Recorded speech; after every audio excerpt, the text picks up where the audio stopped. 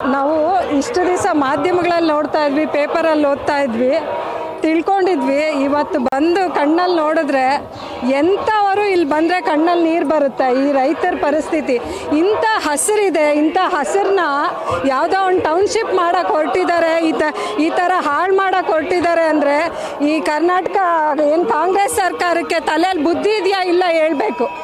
ಇಲ್ಲಿ ಬಂದು ನೋಡಿದ್ರೆ ಗೊತ್ತಾಗುತ್ತೆ ಇಲ್ಲಿನ ಪರಿಸ್ಥಿತಿ, ಇಲ್ಲಿನ ಹಸಿರು, ಇಲ್ಲಿ ರೈತರ ವ್ಯವಸಾಯ, ಅವರು ಏನು ಅವಲಂಬಿತವಾಗಿದ್ದಾರೆ ಈ ಭೂಮಿ ಮೇಲೆ ಅನ್ನೋದು ಇಲ್ಲಿ ಪ್ರತ್ಯಕ್ಷವಾಗಿ ನೋಡಿದ್ರೆ ಗೊತ್ತಾಗುತ್ತೆ.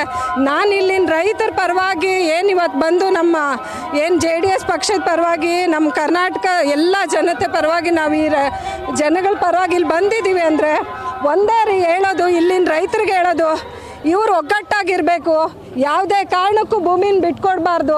ಇಂಥ ಭೂಮಿನ ಬಿಟ್ಕೊಟ್ಟ ಮೇಲೆ ಇನ್ನು ಇವ್ರ ಜೀವನ ನರ್ಕನೇ, ಖಂಡಿತ ನರ್ಕನೇ. ಈಗ ಕಾಂಗ್ರೆಸ್ನವ್ರು ಹೇಳ್ತಾರೆ JDSನವ್ರಿಗೆ ನೈತಿಕತೆ ಇಲ್ಲ, ಯಾಕೆಂದರೆ ಇದರ ಪಿತಾಮಹ ಬಂದ್ಬಿಟ್ಟು ಕುಮಾರಸ್ವಾಮಿ ಟೌನ್ಶಿಪ್ ಮಾಡಲಿಕ್ಕೆ.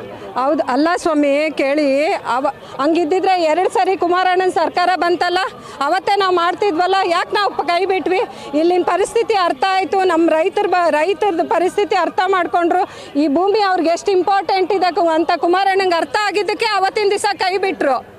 ಎಲ್ಲರೂ ಮಾಡೋದಕ್ಕೆ ಹೊರಟೋದು ಸಹಜ, ಆದರೆ ಇಲ್ಲಿನ ಪರಿಸ್ಥಿತಿ ತಿಳ್ಕೊಂಡಾಗ ಕುಮಾರಣ್ಣ ಕೈ ಬಿಟ್ರಲ್ಲ.